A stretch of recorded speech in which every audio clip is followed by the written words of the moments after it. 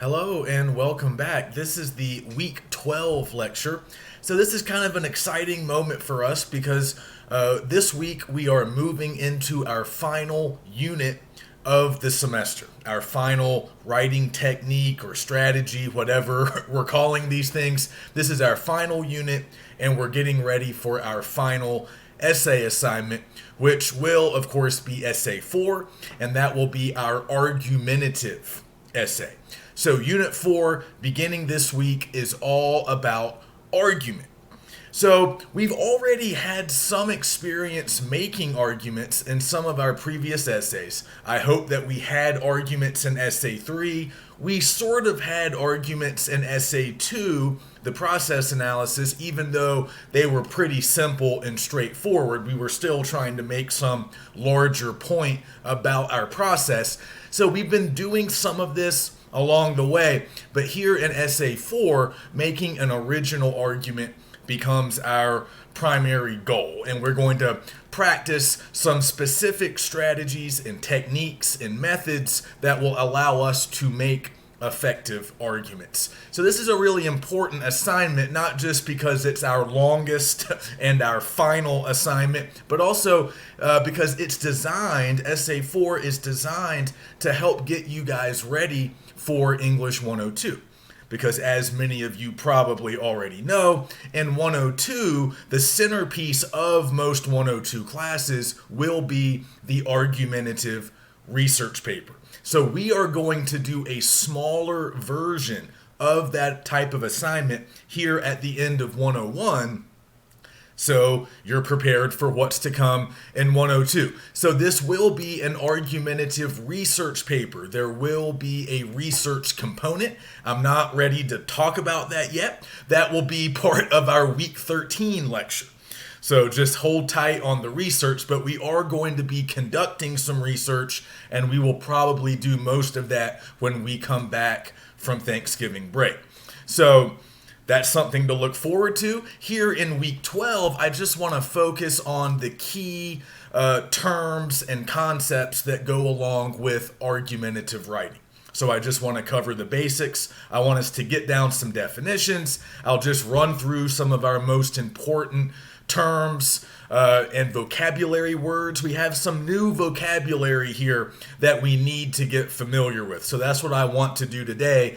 And then once we get all of this down, we can move on to research and a few other things. So all of this, as usual, can be found in the Week 12 overview, and also in the Week 12 module. I've just posted a few fun videos. They're mostly, they're comedy. They're from comedy shows on television. But the point I'm sort of trying to make with some of these examples that we're looking at is that arguments are all around us. It doesn't matter where you look. Humans rely on arguments all the time. We make arguments all the time. We read and hear arguments all the time. So, like the other writing strategies that we've been learning about this semester, we are already familiar with a lot of things that go into argument, but we need to get more focused, more specific over the next few weeks. So, as I mentioned in the overview, there are sort of two separate but related terms that we are going to bring together. So on the one hand, we have argumentation, which is a term that normally implies or connotes some degree of logic and rationality. So typically when we're thinking about argumentation, we're thinking about trying to convince an audience to adopt a particular position or to take certain actions based on logic, based on sound reasoning. Okay, so that sounds pretty good. And then the second term is persuasion. And we've all heard that word before. I'm sure we know that it basically just means to get people to believe you, to get people to do whatever it is you want them to do, or to think whatever you want them to think. But typically when we use the term persuasion, we are referring to a more emotional approach. Typically, persuasion connotes some degree of emotional investment or something a little bit more dramatic. Maybe we are appealing to an audience's beliefs, their values. We're trying to make them feel very particular emotions in order for them to take the action or believe the things that we want them to do or believe. We need them to feel certain ways. So we're sort of manipulating our audience's emotions when we use persuasion. So again, these terms are often used interchangeably, but technically they have different meanings. But we don't really need to worry about the differences between these two terms because we're going to be using both. We're going to be doing both things. So the arguments that we eventually make as writers will incorporate logic and emotion, rationality and values and beliefs. So we're going to be bringing these two together, sort of like what we did with the process analysis when we brought together the directive along with the informational. Two slightly different ways to analyze, but we did both. So that's what we're going to be doing here with Essay 4. We're going to be using argumentation and persuasion, and we can just use the overarching term argument to refer to all that we're doing. All the stuff that we are doing is ultimately argumentative. We are simply trying to build the best possible arguments. So let's cover a few other terms here. One that I really want to stress and I want to spend some time on is the idea of a claim. Now, most of us have heard this word. Maybe we already have a clear definition in mind. And of course, depending on how it's used, like we can talk about like a land claim. That's a little different than argumentative claims. But here's the definition that I want you guys to understand for us. When we use the word claim, what we are talking about will be debatable or somewhat controversial statements. And I want you guys in your notes to actually make a distinction between claims and statements of fact. That's a term I did not include in the module. Statement of fact. You should write that down in your notes next to the word claim, because these are two different things. And it's important that we understand the distinction between a claim and a statement of fact. So again, a claim is debatable. A claim is somewhat controversial. So when a writer makes a claim, what the writer is trying to do is basically stake out a position, stake out their position. And when doing this, the writer knows that some people are going to disagree. That's how we know that we're dealing with a claim. If people cannot disagree with it, if nobody will argue with you about that claim, then it's probably not a claim. It's probably more like a statement of fact. So a statement of fact is simply a true statement. It's a statement that can be proven true pretty quickly, pretty easily, and as a result, nobody is really going to be interested in arguing about it. So let me give you a quick example. If I told you guys that English 101 is taken by more college students across the country than any other class at the college level, well, that's a true statement. You can look that up. That's true. At least it was a few years ago. I haven't actually checked to make sure that I'm still up to date. But that was true, and I think it's still true. English 101 is taken more than any other class. That is true. We can prove it. We can look it up. We're going to be able to find statistics, numbers that will verify what I just said. So we're not going to be able to have much of an argument about that statement because it's just true, whether you like it or not. However, we don't have to go far to make a claim about that same topic. So instead of me saying more students take 101 than any other college class, what if I said not all college students need to take 101, or something similar. We shouldn't make all incoming college students take English 101. See, now I'm staking out an original and debatable position, because not everybody's going to agree with that. If I say that all freshmen should take 101, that's debatable because not everyone's going to agree. And if I say that all 101 students should not take 101, again, that's debatable. We can have an argument about that. So you need to distinguish between things that are just obviously true versus things that can create or spark a debate, things that might give rise to an actual argument. So if I tell you guys that I'm recording this lecture at home, well, that's true. I mean, I could prove it. You guys would probably just believe me based on what you can see. This is obviously my kitchen. You can't see my cats, but they're around here. If you could hear them, that might help my case. But that's a true statement. I could verify it. You guys can tell just by looking. There's not much we can do with that statement. But what if I said college tuition is too high in America, and we need to make college more affordable or free for all high school graduates? Now that's a claim. That's debatable. And I can do something with that. All right, so that's the key here. We are going to be argumentative for the next few weeks, even if that's not really your personality, if that's not your nature, if that's not the way you normally are in everyday life, that's fine. But for the next few weeks, for the rest of this semester, we must be argumentative, and we must develop a lot of original claims that are debatable, not simply statements, okay, that can be proven true very easily. They have to be claims that can spark debate.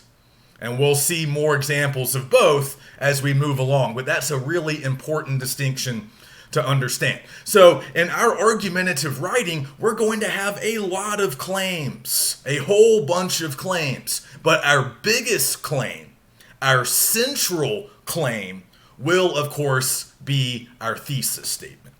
And the thesis is very, very important in this particular assignment. We need to have a clear thesis that we can then support in the body of our paper. So again, we're pretty familiar with thesis statements, but we're going to be spending more time on this particular thesis statement because it's a little more complex than what we've been looking at with previous assignments. But the thesis here is going to be, as we've said, your overall argument, the big main point that you want to illustrate and prove. So that's great, but that's not the only claim to think about. You're also going to have a series of supporting claims, smaller claims that are still important, that can kind of stand alone, but they're also working together to help to illustrate and prove that thesis. So all of your supporting claims that you make in the body of your essay, all of those supporting claims are going to tie into the thesis. They're obviously going to be related, closely related to the thesis, but they're going to be a little different. They're not just going to be repetitions of the thesis. They're going to be original thoughts, original ideas that tie back into that overarching argument that we're trying to make. So most of your body paragraphs eventually in Essay 4 will be anchored by specific supporting claims. And we're not ready to really talk about that yet, but eventually we're going to be building our body paragraphs around several supporting claims. That's how we're going to build the body of our essays, the body paragraphs of our essays. So of course the thesis will appear in our intro paragraph, and a lot of our smaller supporting claims are going to appear in our bodies. And I'll talk more about that in the weeks to come. The next term, just to be aware of, support, okay? Kind of self-explanatory, but just keep in mind that we have a very set structure when we're dealing with claims. Claims can't exist alone. Claims can't just float in the atmosphere all alone. A claim is ultimately only as strong as the support that you offer along with that claim. So support will refer to reasons and evidence. And if we want our claims to work, we need good reasons and obviously good evidence to go along with those claims. So a lot of the reasons can be supplied by us. A lot of the evidence is going to be supplied through research. That's why we do research, so we can find more evidence for our claims.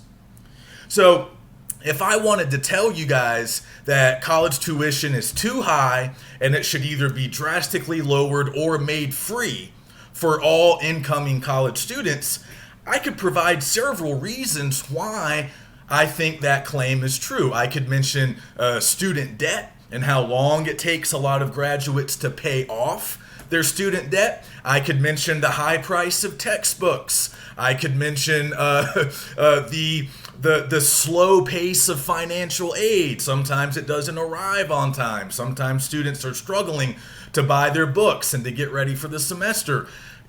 Whatever. I could talk about students who don't even go to college because they don't think they can afford it. So by mentioning student debt, textbooks, financial aid, and good high school students who don't pursue college because it is cost prohibitive, those are all reasons, right? Those are all reasons why we need to make a change, why we need to change the tuition rate or simply make college free. And if you guys are kind of following developments in politics, this used to be considered kind of a radical idea, free college, but now some people, not everybody, certainly it's a debate, but some people are kind of coming around and thinking maybe that would be a good idea. Of course, we'd have to do a lot of maneuvering and make a lot of changes, but again, this is a debate we can have. I can offer reasons in support of my claim, but then my opponent who says, no, that's crazy, we can't make college free,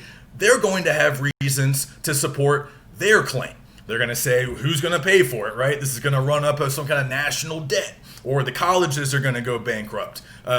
They'll have reasons, I'll have reasons, they'll have evidence, I'll have evidence, and we're going to see who makes the better case, who makes the better argument. So when we talk about support, we're talking about reasons. Like I said, reasons can largely be created by the writer, and then we're talking about evidence. And we'll say more about evidence here in a moment. But just very quickly, remember, and we'll talk more about this later, you're going to need to be aware of opposing arguments. So once you kind of establish your own position, you're going to need to kind of learn about the opposing positions. What do other people say? The people who are on the other side of the debate. The people who are taking the opposite position from your own. You need to do your homework a little bit and get familiar with popular opposing viewpoints.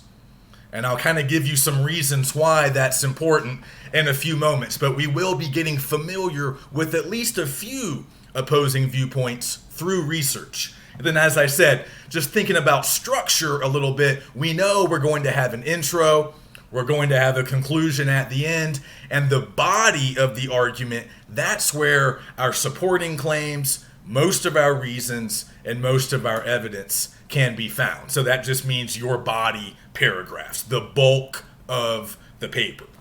Now, let's talk a little bit more about evidence, because in the overview, I mentioned evidence at the end of that first sort of series of bullet points, and then right underneath it, I start talking about the appeals. I start talking about artistic appeals. And these are terms that you guys probably recognize from some earlier stage in your educational careers, maybe high school for a lot of us. This is commonly taught in high school. So if this is review, that's good news. If it's new, that's fine too. But what you need to remember about evidence is it comes in a lot of different forms. So the way I like to think about evidence is I do a little classification, and I basically create two groups or categories. On one hand, we have what we can call artistic appeals. On the other hand, we have what might be called inartistic. And these are all various types of evidence that we can use to support our claims. So let's start with artistic because they're kind of more fun. And we got these terms, we got these concepts actually from ancient Greece. Aristotle talked about these as tools that people can use to make good arguments. So you know they're effective because they've been around for thousands and thousands and thousands of years. So they've obviously they've stood up to the test of time. So let's talk about artistic. We have three: logos, pathos, and ethos. I want to start with ethos because it's kind of the most difficult one to understand. Think about ethos as the ethical position of the writer or the speaker, whoever it is that's making the argument.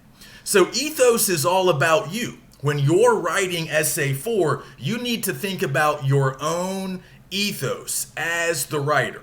And again, ethos can make us think about ethics, and it should also make you think about credibility. That's the key word. You have to establish your credibility as the writer, as the arguer. And that's pretty self-explanatory, right? You need to make sure that your audience members trust you. You need to make sure that they believe you, that they will listen to you. So if we're talking about oral arguments, we would talk a lot about tone and sort of posture, the way you move, eye contact. But obviously, we're focusing on writing, but tone still matters. So you want to have a somewhat friendly tone. You want your audience to think that you are there to help them in some way. You're trying to inform them.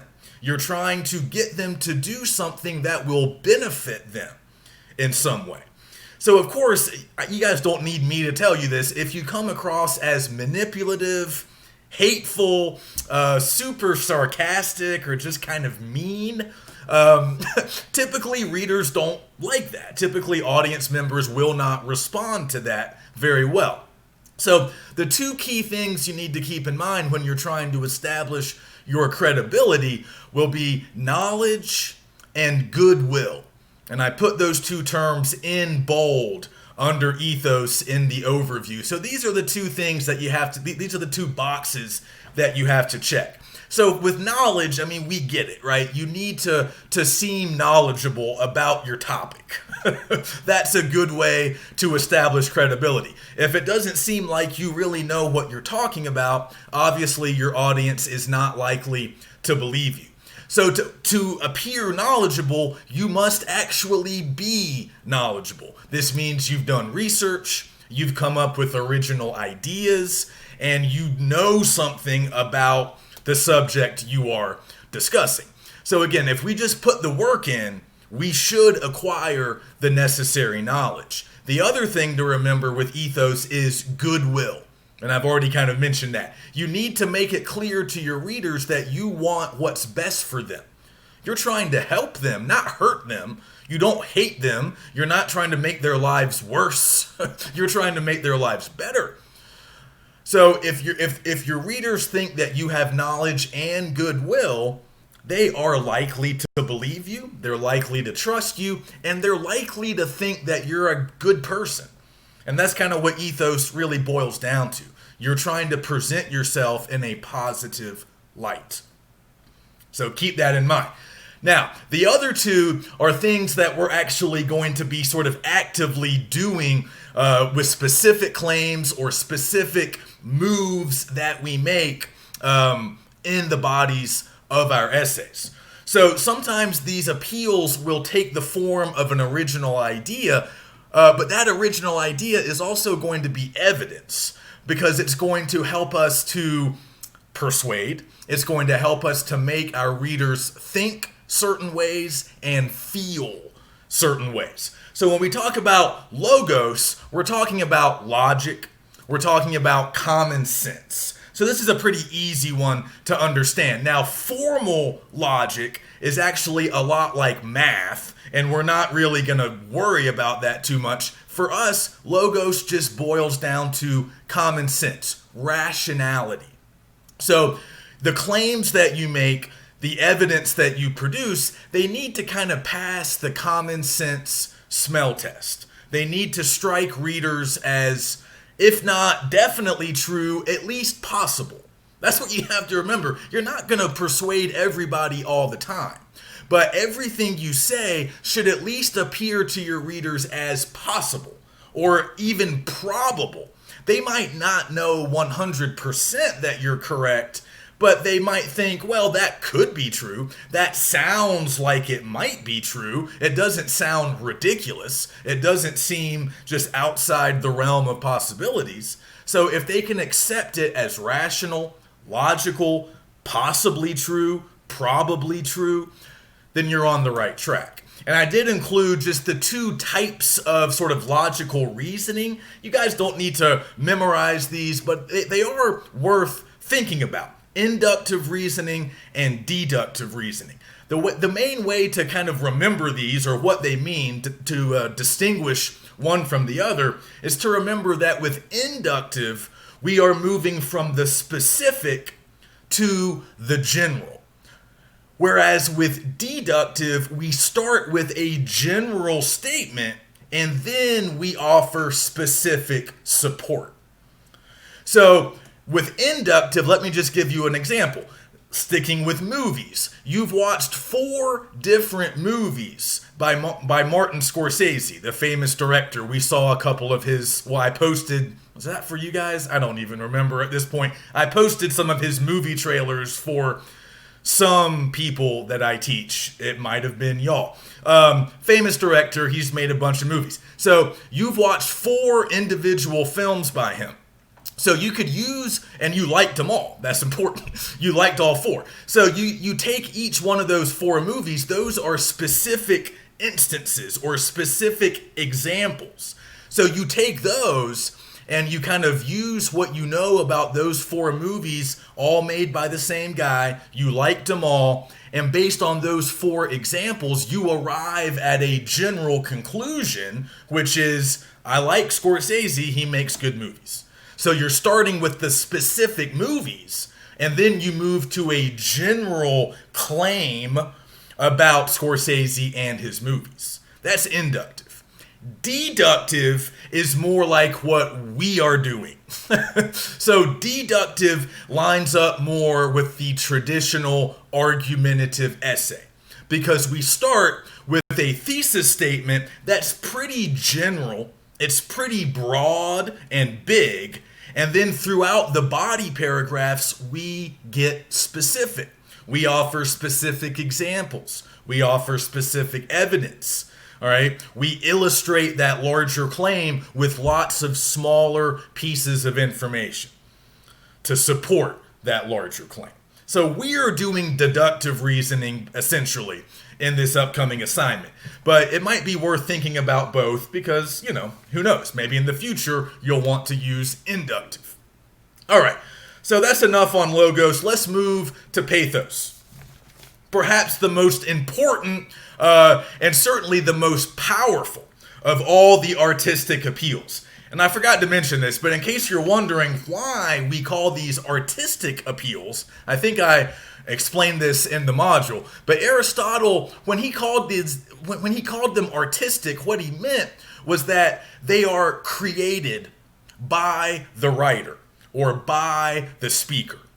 So you are creating them in the way that you might create a work of art. Okay, so they are made by you. These types of appeals, logical appeals, emotional appeals, and the ethical appeals that go into ethos and your credibility, all of that really boils down to stuff that, this is all stuff that you're making, you're creating. That's what he means by artistic. So out of all the things that you can kind of create, emotional appeals might be the most powerful because humans are emotional creatures. Studies have been done that indicate that we make most of our decisions based on emotion, not based on logic, not based on knowledge, but based on emotion. And that's true for all people. So, not all the time, but just generally speaking, most people make most of their decisions based on emotion. So pathos means emotion. Okay, don't get confused. Don't assume that ethos is emotion. Pathos is emotion. A pathetic appeal is an emotional appeal. Okay, so just keep that in mind. Pathos equals emotion, and emotions are powerful. So obviously, I've already mentioned, sometimes we want our readers to feel happy, or to feel sad, or to maybe feel afraid or hopeful. So those are obvious emotions that we can all recognize, and we can think of reasons why we might want our readers to feel those ways. But don't just limit yourself to big, basic emotions. Pathos can also involve beliefs and values along with feelings. Because beliefs and values, although they aren't the exact same as emotions, they are often very much based on emotions. So this is important to keep in mind as well, because we're all going to be dealing with sort of hot button, current events, sort of hot topics that are being debated right now. So often with current events, we are going to talk about values, sort of, moral values, perhaps, the things that we hold dear. So this matters. Sometimes you might want to appeal to certain values that you think your audience might hold, things like patriotism or certain religious values. So it's not always strictly things like fear or anger. It can also be values that sort of tap into emotions. Beliefs can tap into emotions. So sometimes emotional appeals can be very explicit, very obvious, very straightforward. So for example, perhaps I'm going to make an argument, perhaps I'm already making an argument about capital punishment, and in order to, again, try to persuade my readers, I'm going to mention the sixth commandment from the Bible, right? I'm going to use scripture as a source of evidence, but also I'm tapping into my readers' values. I'm assuming that most of my readers at least share some Judeo-Christian values that are very common in Western societies, including our own. So I'm going to assume that if I'm arguing against capital punishment, I can use this piece of text from the Bible to tap into people's values, to tap into what they believe as well. And that's likely to make them feel a certain way. It's going to make them feel a certain way about me. Also, as the writer, they're going to think that they're a lot like me, that we have something in common. We share values, right? I share values with my readers. That might help. And if they're on board with the value or the feeling that I'm tapping into, they're more likely to agree with me. But I don't have to be quite so obvious about it, right? I could also make an implicit emotional appeal, and sometimes it just comes down to word choice. The way I choose to describe a person or a group. So this is a fun example I pulled from a textbook years ago. So let's say I'm describing a group of environmental activists, okay? It doesn't matter what my larger point is. Let's just say I'm describing a group of environmental activists, and I have a choice here about how I'm going to describe them. And some of my choices might be based on how I want my readers to think about them. So if I call this group of environmental activists a well-organized, disciplined team, that's positive language. That sounds good. We like organization, we like discipline, and we like teamwork. So by using those words to describe the group, it's more likely that my readers will feel positively about these people. It's more likely that my readers are going to say, yeah, this group is doing good work, or they're important, or they're good, whatever. But now let's think about the effect it might have if I describe this group as a bunch of tree-hugging hippies. Now that's not going to turn everybody off, but that's very different language, a very different description. And if I use that description, my readers are more likely to reject the environmental group. They're more likely to say, no, we don't take them seriously. We don't think they're doing anything worthwhile. So by using one set of descriptions or words, I can make my readers feel good about the environmental group, or feel sort of positive, feel welcoming, feel perhaps connected to them, or just feel like, yeah, they're doing good work. Versus using a different style of description that might lead my readers to dismiss that same group, or it might cause my readers to have negative feelings, dismissive feelings about that group. So sometimes the emotional appeals can be subtle. And again, emotions are powerful. They're a powerful tool. So we're like superheroes. We have great responsibility to exercise this power responsibly. So you don't want to overuse emotional appeals, and sometimes they're more appropriate for certain topics than others. But you can usually work at least a couple in to almost any good argument. But you need to know how you want your audience to feel, what you want your audience to think, and perhaps what actions you want your audience to take. So based on all of that, you can kind of figure out, okay, do I want to rely more on logos or maybe more on pathos? Those are decisions that you need to make. And then finally, the other type of evidence that I want to discuss, we can call it inartistic, because unlike the emotional appeals and our own credibility, and the logic that we use, the inartistic appeals, they already existed in the world. We don't have to create them. We don't make them. We simply find them, usually through research. So the main types of inartistic appeals that I mentioned in the module, numerical sort of statistics. We can call these numerical, data or numerical facts. So these will typically take the form of like statistics, surveys, polls, percentages. We're just looking for numbers. We might think of this as like raw data, numbers, numerical evidence. People typically accept numerical evidence, not always, but this is a good type of evidence to use, and you can often find it through your research. All right. I also mentioned testimonials.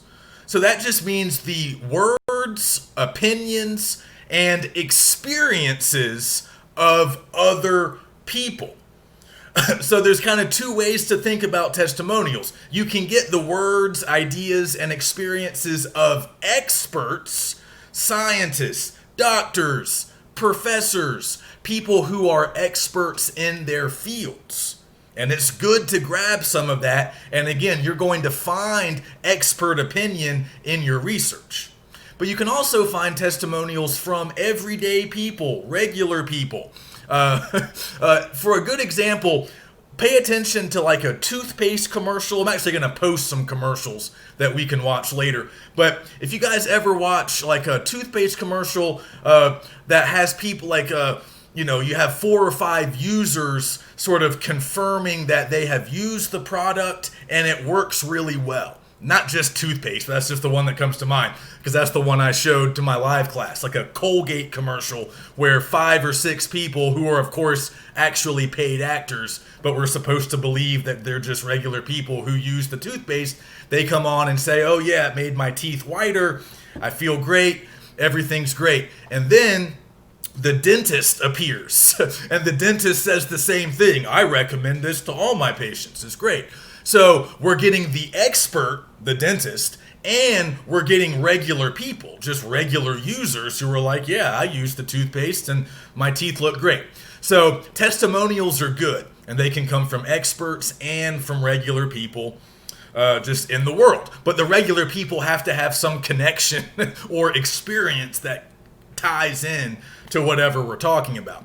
And then finally, I just mentioned specific examples. And I want you guys to think about anecdotes in particular. I didn't write that one down, but we talked about this, I think, back when we were talking about examples. Anecdotes are simply extended examples. They are long examples that often take the form of narratives. So I've already told you guys, examples are very valuable because they are the specific occurrences. They are the illustrations that we need oftentimes to support our claims.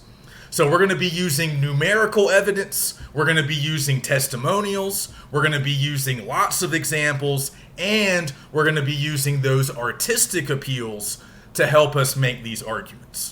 So I apologize, this lecture's super long. I'm sorry. I'll sign off. Watch my fun sitcom argumentative clips. I will add some commercials, because when we're thinking about appeals, especially the artistic appeals, it can often be helpful to look at advertising, because as we know, most commercials really are arguments. They're trying to convince us to buy certain things or do certain things. So commercials utilize all of these things that we're talking about, all of these types of evidence. So you could actually look through some of these commercials and find pathos. You can find logos. You can find the numerical evidence. You can find lots of testimonials. So I'll post a few commercials over the weekend. I'll put them in this week's module and next week's module, and we can talk about them a little bit in week 13.